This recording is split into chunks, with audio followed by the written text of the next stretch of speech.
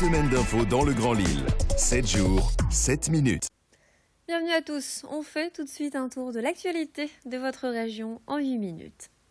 On sait que les Chinois sont friands d'insectes, une envie culinaire un peu particulière. Pourtant, les insectes arrivent aussi dans nos assiettes.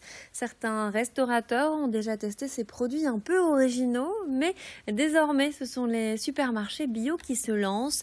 Les grillons arrivent dans les rayons des magasins de l'enseigne La Belle Vie. Pour les plus réfractaires, je vous rassure, ils n'ont plus leur apparence visqueuse. Les insectes ont été séchés, sont présentés sous forme de biscuits apéritifs ou encore de pâtes. Les insectes sont élevés dans le sud de la France et durant leur existence, ils sont nourris avec des aliments bio. Pour les personnes qui voudraient servir des insectes à leur prochain apéro, il faut tout de même débourser 8 € pour 100 grammes. Une expérience culinaire qui a donc un coût. Clotilde Leguevac a rencontré une salariée de l'enseigne La Belle Vie à ce sujet. On écoute. Une source de protéines très intéressante puisqu'ils contiennent 60% de protéines, beaucoup plus que la viande qui en contient 20 à 25%.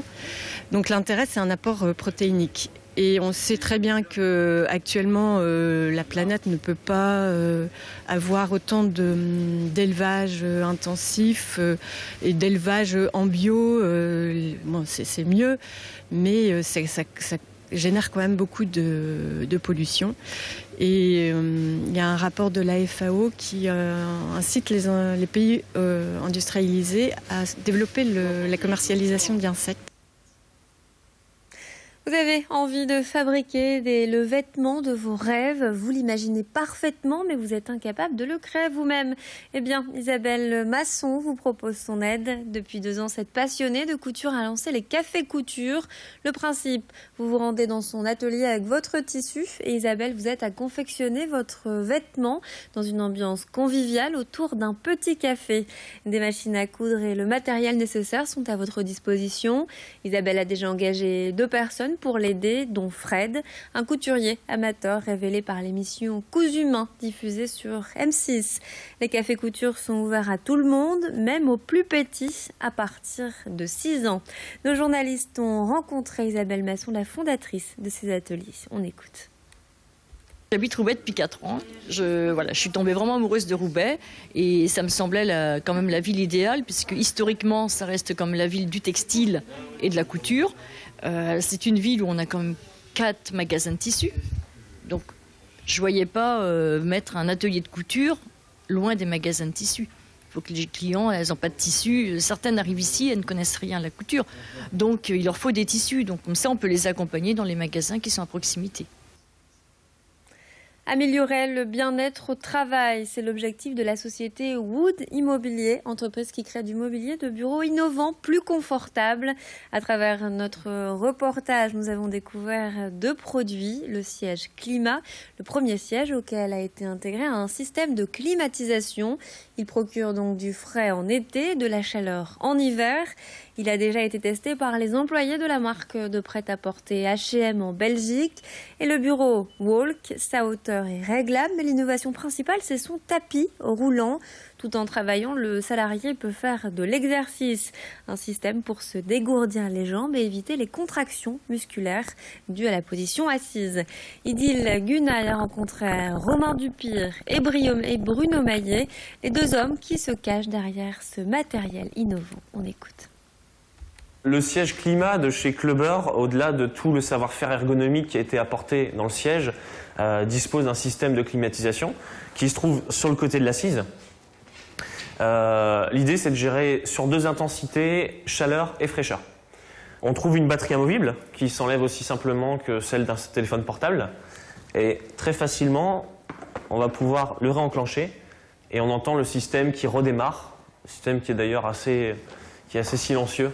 Le siège est bien conçu puisque lorsqu'on se lève, la batterie automatiquement s'arrête et le siège se met en mode veille et lorsqu'on s'y réassoit, le siège redémarre. Travailler en marchant, c'est un concept qui s'adresse aussi bien aux salariés qu'aux managers qui sont amenés par leur mission à travailler 90% de leur temps assis.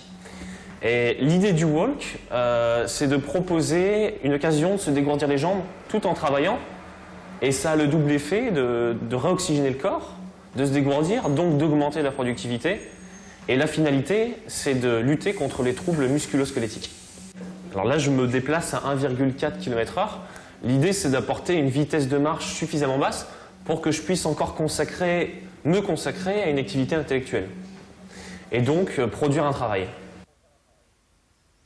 Redonner l'envie d'aller à la bibliothèque et de dévorer des bons bouquins, c'est la mission de Billy Brouette. La Brouette, cet outil pédagogique, ludique et innovant a été lancé dans le cadre de la lutte contre l'illettrisme du ministère de la Culture. Les jeunes partent donc à la chasse au trésor dans les allées des bibliothèques accompagnés de Billy La Brouette. Pour le moment, l'outil est en test dans 4 médiathèques départementales.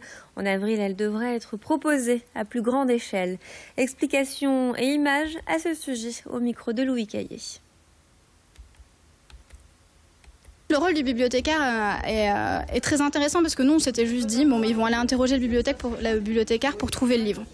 Ce qui est vrai, mais en fait le bibliothécaire se prend aussi au jeu et dans les tests, on a eu des bibliothécaires qui accompagnaient les enfants du début à la fin de l'activité avec des retours. Les bibliothécaires nous disaient « Ah, c'est super, on a 8 ans comme eux, on s'est amusé ». Et en fait, ils faisaient un groupe avec les enfants et donc il y a vraiment un lien qui s'est créé. Et ça, c'était quelque chose d'essentiel pour nous, on était vraiment très contents sur cette partie-là. Il y a quand même tout un principe sur Billy, c'est de s'amuser.